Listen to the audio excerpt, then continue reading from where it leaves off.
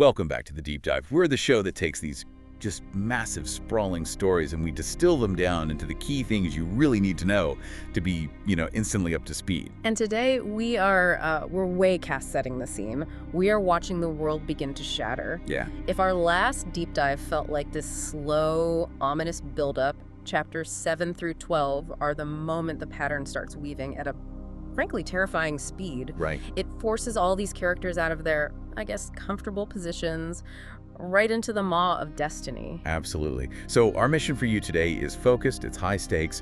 We need to really understand the devastating news that Rand al'Thor receives about his destiny, the sudden and really brutal gathering of dark forces that are now operating with this terrifying new intent. And crucially, the horn. And crucially, why this one stolen object, the Horn of Valere, has just become the single most critical thing in the entire world. It defines everything that's about to happen. This is where all that ambiguity just ends. For Rand, for Moiraine, for everyone, uncertainty solidifies into terrifying, unavoidable fact. We're talking about a huge chain reaction here.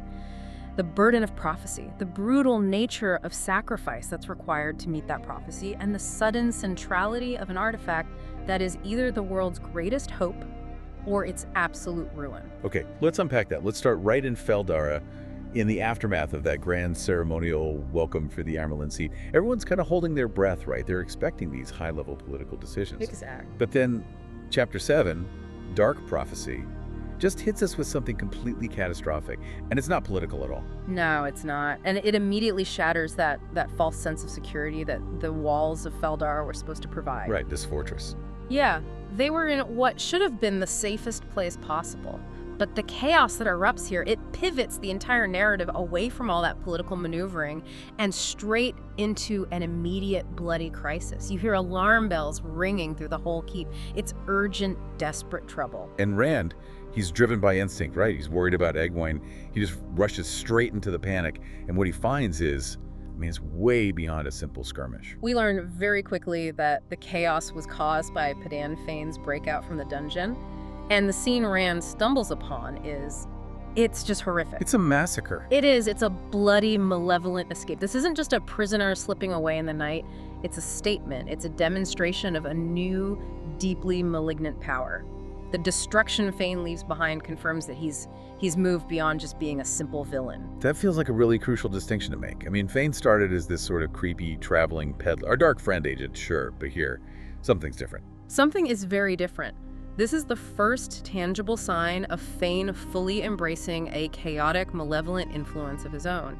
He's moving from being sort of a pawn used by the Forsaken to an active, violent agent of chaos in his own right. Empowered by something. Empowered and warped by his connection to the shadow and, his proximity to whatever dark energies were festering in that dungeon. And for Rand, finding Egwene and Mat unconscious in the middle of all that carnage, it ratchets up his personal desperation. It really underscores that constant, agonizing conflict inside him. Of course, he's terrified of his own powers, of who he is, but at the same time, he desperately needs strength to protect the people he loves. The cost of all that violence brings us right into Chapter 8, Blood Calls Blood, and it focuses so heavily on the immediate crisis around Mat Cauthon. Mat's situation is just dire. He's lying there, gravely injured, stuck in this deep, unnatural sleep, and Moiraine, she immediately knows what it is. The dagger. The dagger, the curse from the dagger he picked up in Shadar Logoth, has now fully taken hold of him. And this forces the core leadership, even the Amyrlin Seat herself, to confront this openly. We've heard about the dagger before, but can you break down the full scope of the threat? What exactly is it doing to Mat right now? It's a dual threat. It's physical and it's moral. Physically, the dagger's corruption is literally consuming his life force. It's draining him. Moiraine is very clear. They have to find that cursed weapon to save him, or he will simply die. But the moral threat is worse, isn't it? The moral threat is arguably much worse. The dagger is steeped in the ancient evil of Mashadar, which corrupts anyone who handles it. It turns them towards malice, towards distrust. The longer Mat is separated from it, the more that evil substance inside him grows, and it threatens to turn him into a dark friend himself. So the urgency is just immense. They have to save his body and they have to save his soul. Precisely. And right in the middle of this desperate medical crisis, we get this massive, world-altering lore drop that just elevates the entire context of their mission. This is where things go from a local problem to like a cosmic one. Exactly. we pivot from a local threat to impending doom. Varan Sedai, who is a less featured, but, a very knowledgeable Aes Sedai, she introduces this dark poem they found in the dungeon after Fane's breakout. And she doesn't just read it. No, she analyzes it. She links the immediate chaos, the breakout, the theft, to ancient prophecy.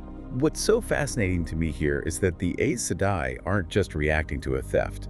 They're processing this prophetic information, which suggests the scope of the enemy is it's far bigger than they ever feared. Precisely. The words of the poem are eerie. They speak of blood calling blood, and they foretell struggles linked not just to general dark friends, but specifically to the return of the Forsaken. The Forsaken. Varan suggests, based on the phrasing, that one of the most powerful of the Forsaken, Lanfear, is suspected to be returning to the world. Okay, let's pause right there. We have to give our listener context on this, because the Forsaken is a term that gets thrown around. But who are they? And why does one name, Lanfear, suddenly turn this from an urgent chase into a potential apocalypse? The Forsaken are the stuff of legend and nightmare. They were the 13 most powerful male and female channelers from the Age of Legends, the lieutenants of the Dark One himself. So the top generals. The top generals.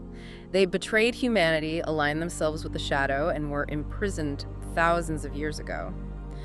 Their names are synonymous with global catastrophe. So if one of them is returning, it means the Dark One isn't just stirring anymore. He's making his move. He is actively unleashing his strongest, most cunning generals to hasten the last battle. And Lanfear specifically. Lanfear is known for her immense power, her ambition, and her, let's say, complicated history with the original dragon, Luce Theron Telamon.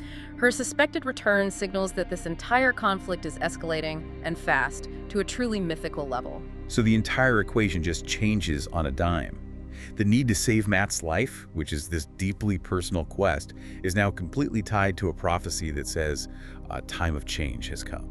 Yes, and it's signaling the potential end of the world. It forces Moiraine and the Amyrlin to face the fact that their careful, centuries-long planning might have just been completely derailed by the unpredictable weaving of the Wheel of Time. The stakes are no longer just about protecting Rand. No, they are about preventing the entire world from collapsing. And that realization, that gravity, it sets the perfect stage for the inevitable confrontation that's coming next. And that confrontation is exactly where we're going. Let's get into part 1 of the deep dive. Yeah. Rand confronts the Tower in Chapter 9. Everything. Everything Rand has been terrified of since the very first book comes to a head in one single meeting. Absolutely. Right. Rand's primary anxiety, the one that's driven him to run, to hide, to deny reality since he left the Two Rivers, is the fear of being gentled.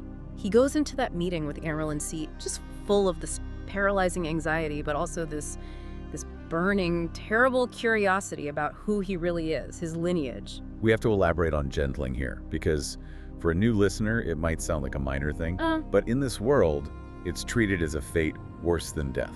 It is the absolute worst fate a male channeler can face. Gentling is the process of severing a man from his connection to the One Power. Because the male half is tainted. Because the male half of the Power Citizen is tainted by the Dark One. Any man who channels will eventually go mad.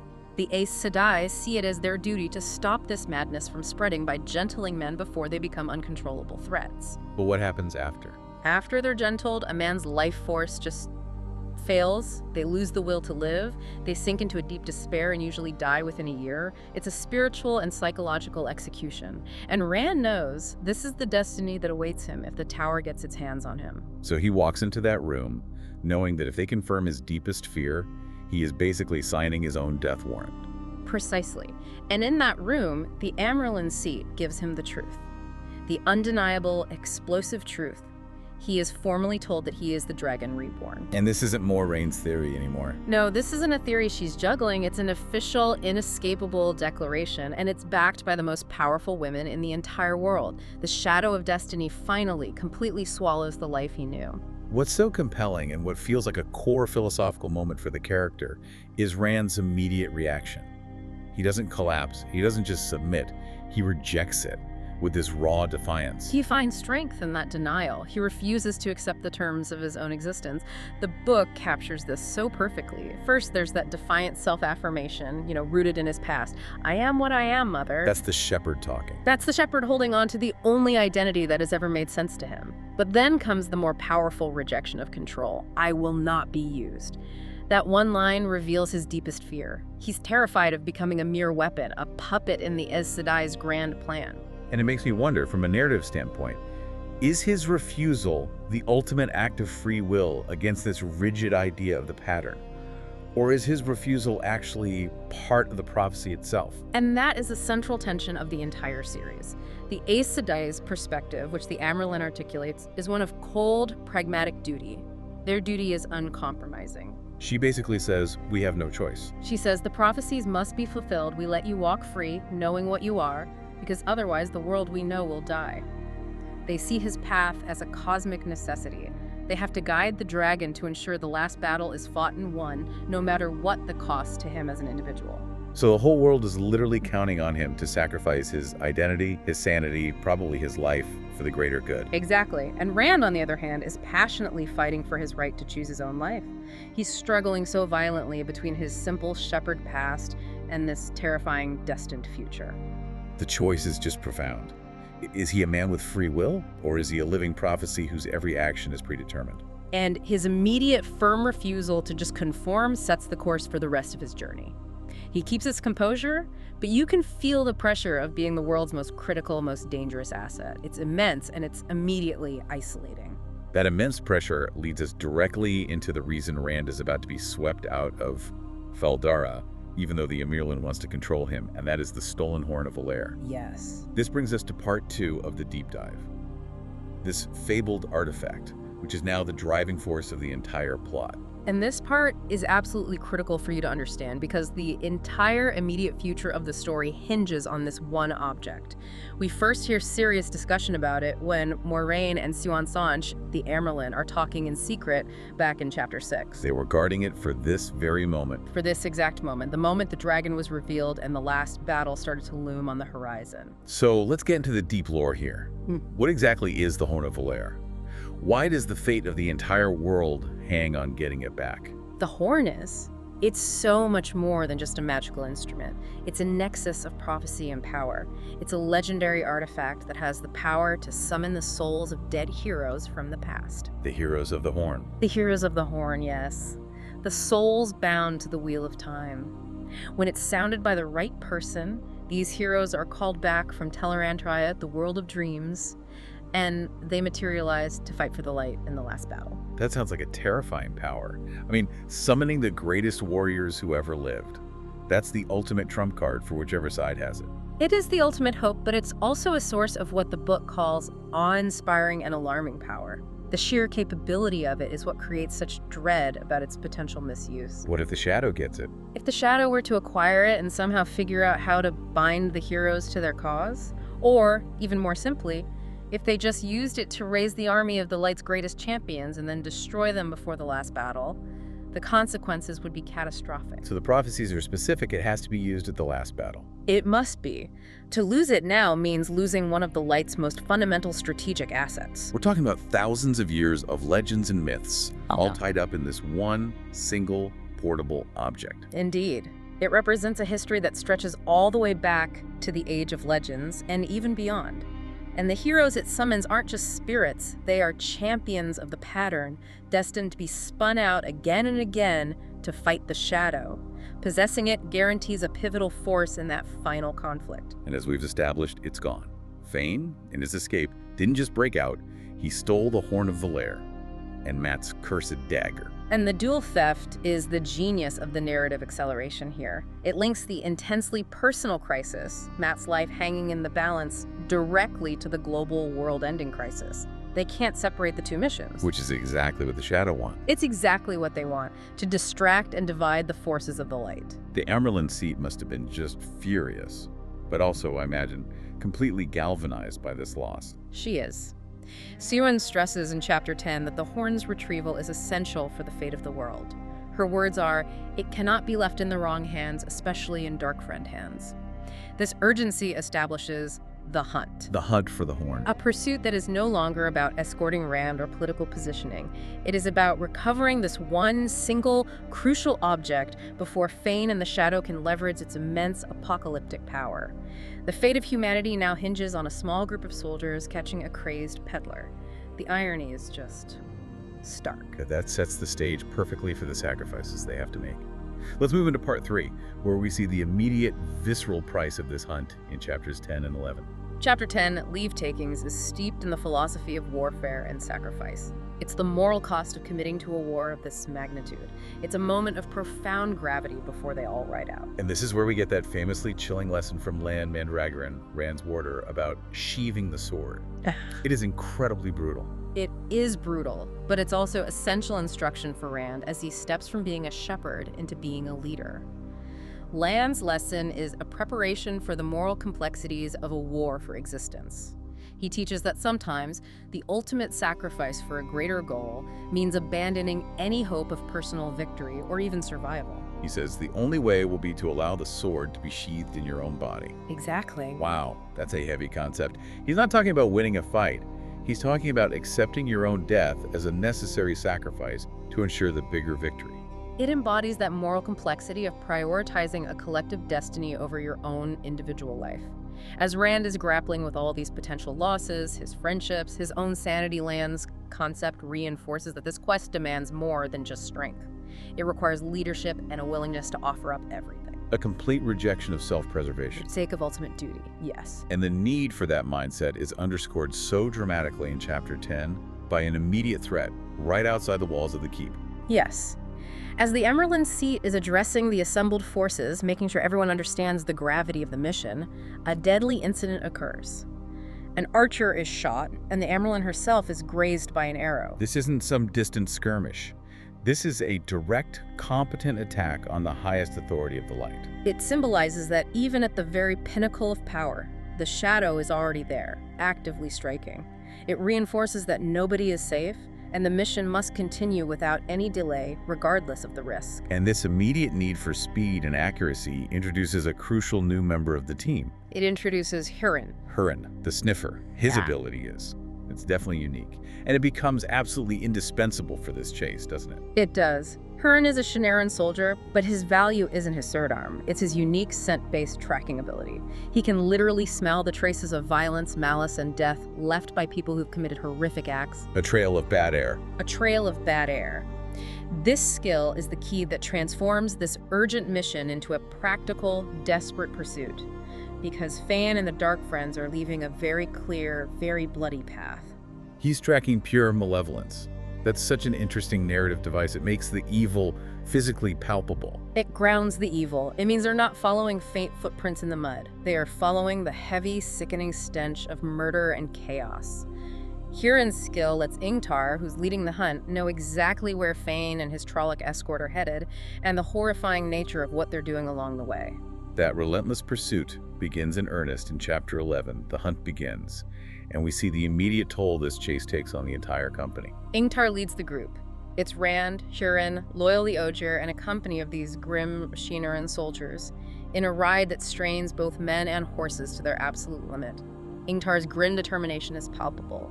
He prioritizes the mission, the Horn, above all else. The pace is just relentless, and you can see the strain starting to fracture the group's dynamic.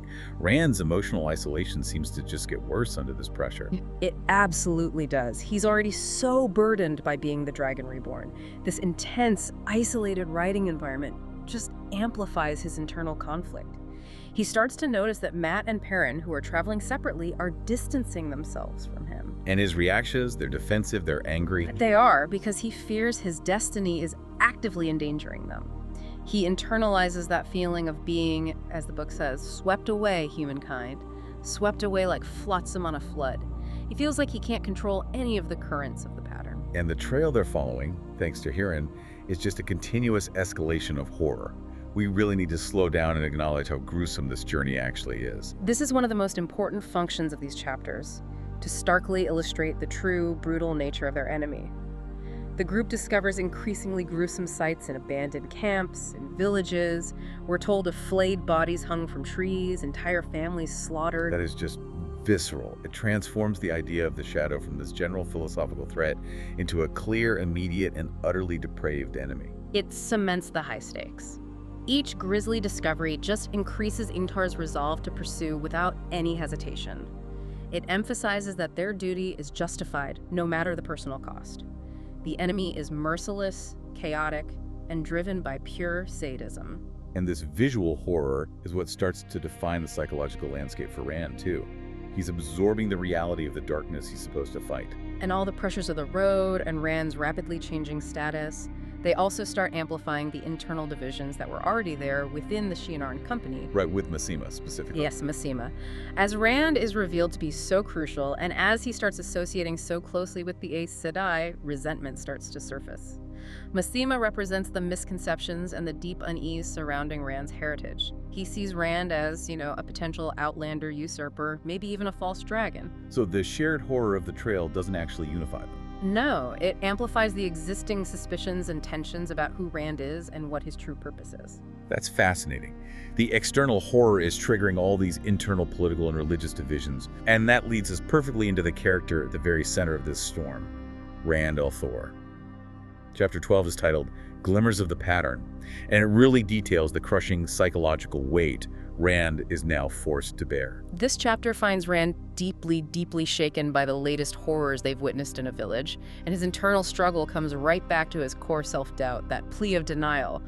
I'm just a shepherd, why won't anybody believe that? He feels completely unprepared, inadequate, and terrified of this title, Dragon Reborn, which in prophecy is mostly associated with breaking the world in madness, not with heroism. The irony is so powerful. While he's denying the title, the world insists on treating him as its pivotal figure. Ingtar, sensing the moment requires a physical symbol of this destiny, delivers Moiraine's special package. And inside is the banner. Inside is the banner of Luz Therin Telamon, the original dragon. So he goes from being an anonymous fleeing shepherd to physically carrying the banner of destiny itself. It is a physical, undeniable tie to his legendary past. Its history made manifest right there in his hands. And then, Ingtar names him second in command of the hunt. A role he absolutely does not want. He deeply resists it. He's so distressed that this physical act, carrying the banner, accepting the rank, just increases his association with the Dark One's emergence, and the constant anxiety of becoming a false dragon, which, as we've said, carries the penalty of gentling and death. He keeps insisting, but I will not be used. Yet he finds himself more and more bound by these physical symbols and by everyone's expectations. His internal fight for autonomy is just constantly being undermined by external forces. But beyond the identity crisis, he is also suffering from profound psychological trauma from the trail itself. This is where we need to spend a little time on the emotional impact, because the trauma he is witnessing is shaping him more than any prophecy. The psychological toll is extreme. Rand is haunted by memories of that gruesome scene, focusing on the image of a Myrddraal nailed to a door by the villagers who fled. That vision becomes a recurring nightmare for him. It does. He's wrestling with these dark visions and memories that begin to blur the line between reality and nightmare. It's a clear indicator of the mental strain he's under. So this isn't just external horror anymore. It's starting to actively affect his mind, leading him toward that destination he fears most, madness. Exactly. He feels this terrible sense of madness and confusion. He's realizing that his burgeoning ability to channel the One Power is separating him from everyone, not just by duty, but by fear. He sees the power as a ticking clock, leading him down that path to the doom of all male channelers.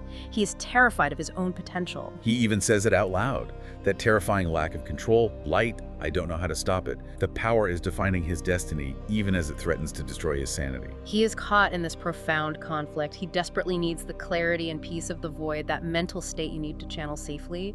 But he's also overwhelmed by this profound fear of what channeling means for him.